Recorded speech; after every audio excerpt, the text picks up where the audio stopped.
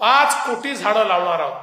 त्यातले 40 लाख झाडं आपण लावली आहेत आणि पुढच्या काळामध्ये पुढच्या 2 ते 3 वर्षामध्ये 5 कोटी झाडं हे लावून आधीच हरित असलेल्या गडचिरोलीला अधिक हरित आपल्याला बनवायचं आहे आणि प्रदूषण मुक्त आपल्याला बनवायचं आहे. पुढच्या काळामध्ये आपल्याला माहिती आहे आता आमच्या जिल्हाधिकाऱ्यांनी जवळपास 3 जागा गडचिरोलीमध्ये जो काही एअरपोर्ट आहे तो बनवण्याकरता पाठवल्या होत्या. त्या संदर्भात प्राथमिक जे काही त्याचं सर्वेक्षण केलं त्याला आपल्या एअरपोर्ट अथॉरिटीने होकार दाखवलेला आहे.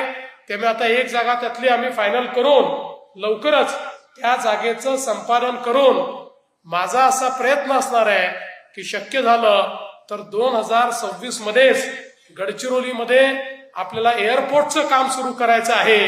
कारण एक एअरपोर्ट हा गडचिरोलीला गेटवे टू साऊथ इंडिया बनवणार आहे आणि पूर्ण दक्षिण भारताचं द्वार म्हणजे गडचिरोली जिल्हा.